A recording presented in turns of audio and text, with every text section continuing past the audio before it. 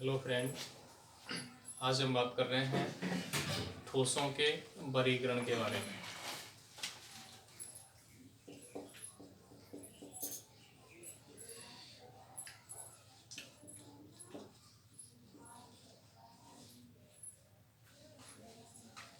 अभी तक जो अपन की क्लास है उसमें अपन ने पढ़ा था ठोसों के प्रकार, क्रिस्टलीय, उससे संबंधित कोई भी पॉइंट्स। आगे अपना टॉपिक आता है ठोसों का वर्गीकरण, जिसको अपन क्या कहते हैं, क्लासिफिकेशन ऑफ सॉलिड।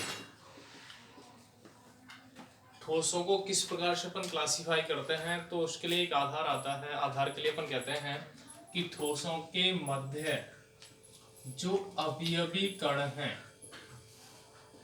उनके मध्य कोई ना कोई कार्य या कोई ना कोई बल कार्य करता है, और जिस बल को अपन क्या कहते हैं, अंतरा आणविक बल या अंतरा आयनिक बल। इन बलों की प्रकृति के आधार पर ठोसों को चार भागों में या चार प्रकारों में वर्गीकृत किया जाता है। अब उसमें कौन कौन से प्रकार निकल के आते हैं, किसके आधार पर देते हैं, कणों के मध्य उपस्थित अंतराणविक बल और अंतरायनिक बल की प्रकृति के आधार पर। तो चार कौन कौन से पॉइंट हैं, एक तो आता है आणविक ठोस, एक दूसरा आता है आयनिक ठोस, तीसरा आता है यहाँ पे धात्विक ठोस, और चौथा आता है यहाँ पे सहसंयोजी या नेटवर्क ठोस। इस प्रकार से अपन चार भागों में इनको बांटते हैं। कौन कौन से हैं, एक तो आणविक ठोस है, एक आयनिक ठोस है, धात्विक ठोस है, और एक कौन सा है, सहसंयोजी या नेटवर्क ठोस। अब ये चारों जो टाइप हैं इनको अपन अलग अलग क्या करेंगे, डिफाइन करेंगे। संबंधित गुण क्या होते हैं इनके, और उससे संबंधित उदाहरण क्या होते हैं। बहुत सी बार क्वेश्चन अपना आता है कि जैसे कोई भी अपना दे दिया कि H2O किस प्रकार का ठोस है, तो उसमें अपन क्लासिफाई करेंगे किस प्रकार की कंडीशन में ये प्रेजेंट होगा। जैसे ग्रेफाइट है, हीरा है, वो किस प्रकार की ठोस है। या अपन ऐसे कह सकते हैं कि कोई भी ऐसा ठोस है जो सहसंयोजी प्रकृति का है और चालक है, उस ठोस का नाम बताइए, उस का उदाहरण दीजिए। तो ये संबंधित पॉइंट किससे आएंगे, यहाँ से आएंगे। तो एक एक करके सभी को अपन डिफाइन करेंगे। तो सबसे पहला कौन सा आएगा, आणविक ठोस।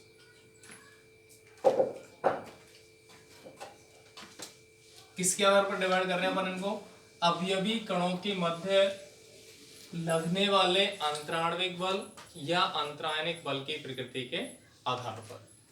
तो सबसे पहला कौन सा ठोस आता है, आणविक ठोस।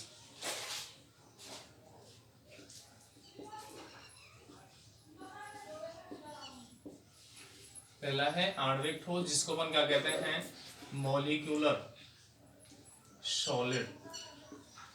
अब यहां से अपन कहते हैं कि ये जो ठोस है इसमें अवयवी कण क्या होते हैं,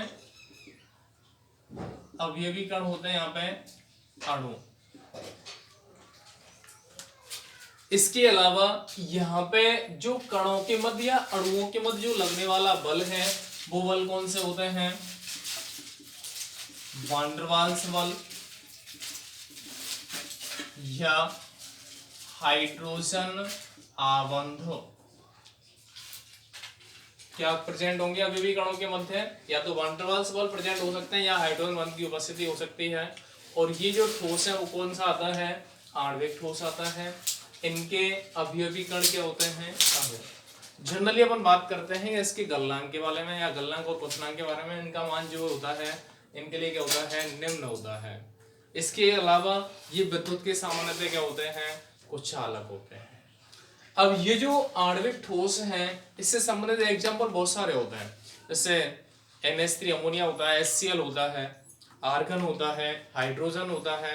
अब अपन बात करेंगे हाइड्रोजन, जनरली अपन ने पढ़ते हैं अब तक आया है हाइड्रोजन क्या होती है, गैस। लेकिन यहाँ पर किसका डिवाइडेशन पढ़ रहे हैं, ठोस, लेकिन उसके अंतर्गत हाइड्रोजन प्रेजेंट हो सकता है। तो यहाँ से संबंधित अपना अपन ये कहेंगे कि जो आणविक ठोस है उनको भी अपन लगने वाले बलों के आधार पर 3 भागों में डिवाइड करते हैं, और 3 भाग कौन से होते हैं उसमें सबसे पहला पॉइंट अपना निकल के आता है।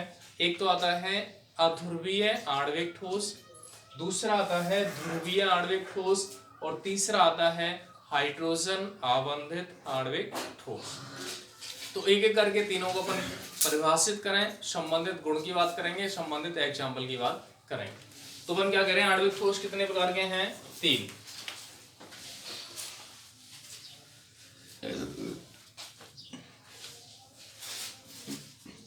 तीन प्रकार के हैं। इसमें पहला कौन सा आता है, अध्रुवीय आणविक ठोस।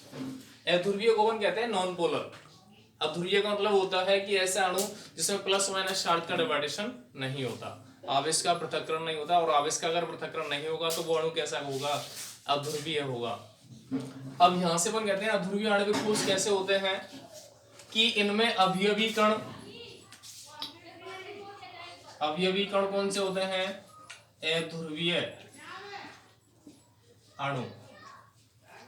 इसके अलावा बल कौन सा होता है, बल होता है यहाँ पे दुर्बल परिक्षेपण बल या लंदन बल यहाँ पे उपस्थित होता है। क्या कह रहे हैं अपन, अवयवी कण क्या है, यहाँ पे अध्रुवीय अणु है। इसके अलावा इनके मध्य उपस्थित जो बल है वो कौन सा होता है, दुर्बल परिक्षेपण बल कार्य करते हैं या लंदन बल कार्य करते हैं। इसके अलावा जो गलनांक है इनके लिए, गलनांक का मान कैसा होता है, निम्न होता है। गलनांक का मान कैसा होता है, निम्न। इसके अलावा ये जो विद्युत है कैसे होते हैं, विद्युत के कुचालक या अचालक। विद्युत के कैसे होते हैं, कुचालक होते हैं। इसके अलावा ये सामान्यतः रूम टेम्परेचर पर अगर बात अपन करें तो कौन सी अवस्था में पाए जाते हैं, गैस या द्रव अवस्था में उपस्थित होते हैं। अब जनरली अपन कह रहे हैं कि जैसे एग्जांपल अपन क्या करें, इसके लिए हाइड्रोजन होता है, Cl2 होता है इसके लिए एग्जांपल। अब ये तो दोनों एग्जांपल कैसे हैं, गैसीय अवस्था में पाए जाते हैं। आर्गन है, ये भी गैसीय अवस्था में है, तो अपन इनको ठोस कैसे कह रहे हैं। तो ठोस में अगर किसी गैस को कन्वर्ट करना है तो उसके लिए क्या करते हैं अपन, ताप के मान में कमी लाते हैं और दाब का मान इंक्रीज करते हैं। तो किसी कंडीशन पर वह गैस ठोस अवस्था में उपस्थित हो सकती है। तो अपन क्या कह रहे हैं, गैस को ठोस में लाना है तो दाब का मान बढ़ाएं और ताप के मान में क्या लाएं, कमी। तो उस गैस को ठोस अवस्था में कन्वर्ट किया जा सकता है। तो अपन क्वेश्चन आ जाए अपना कि आर्गन किस प्रकार का ठोस है, तो अपन क्या कहेंगे, आर्गन अध्रुवीय आणविक ठोस है। संबंधित तो बल क्या होता है इसमें, तो बल क्या कहेंगे अपन, इसके मध्य, इसमें कणों के मध्य क्या होता है, दुर्बल परिक्षेपण बल कार्य करते हैं या लंदन बल यहाँ पे उपस्थित होते हैं। ये कंडीशंस किसके लिए आती हैं, अध्रुवीय आणविक ठोस। तो ये पहला पॉइंट हो गया किसके लिए, आणविक ठोस के पहले वर्गीकरण में अध्रुवीय आणविक ठोस, नॉन पोलर, मॉलिक्यूलर, सॉलिड।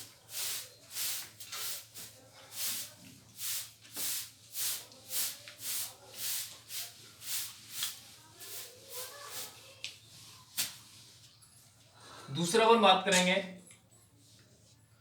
दूसरा आता है यहां पे ध्रुवीय आणविक ठोस। ध्रुवीय आणविक ठोस को अपन कहते हैं पोलर मॉलिक्यूलर सॉलिड। अब यहां से अपन कहते हैं कि अवयवी कण क्या होता है, यहां पर अपन कहेंगे क्या, ध्रुवीय अणु। अवयवी कण क्या होता है यहाँ पे, ध्रुवीय अणु। इसके अलावा इन अणुओं के मध्य लगने वाला बल कैसा होता है, तो यहां पर हम कहते हैं प्रबल द्विध्रुव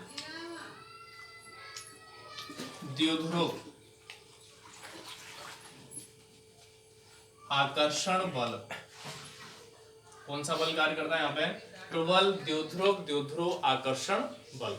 मतलब ये ध्रुवीय अणु की तरह कार्य करते हैं। इसके अलावा इनका जो गलनांक है वो कैसा होता है, निम्न।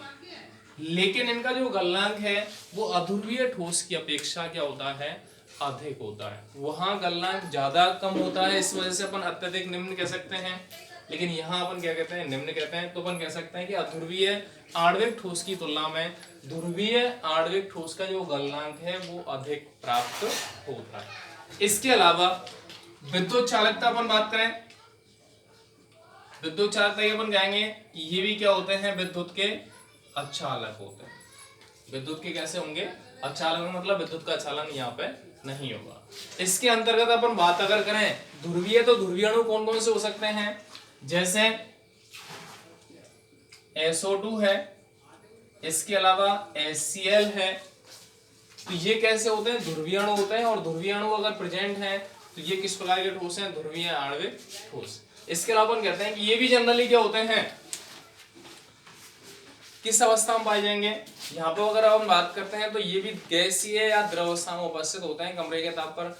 इनको भी अपन निम्न ताप करके ठोस अवस्था में कन्वर्ट कर सकते हैं। जैसे अपन कहते हैं SO2 ध्रुवीय कैसे होता है, SO2 की संरचना अपन ने पढ़ी है, इस प्रकार की होती है, जिसको अपन कहते हैं बी शेप या बैंड शेप। और बैंड शेप अगर होती है तो अपन कहते हैं सल्फर और ऑक्सीजन में से इलेक्ट्रॉन नेगेटिविटी किसकी ज्यादा होती है, ऑक्सीजन की ज्यादा होती है। तो बंद के इलेक्ट्रॉन ऑक्सीजन की तरफ शिफ्ट होते हैं, तो सल्फर पे क्या आता है, पार्शियल नेगेटिव पॉजिटिव, और ऑक्सीजन पे क्या होता है, पार्शियली नेगेटिव।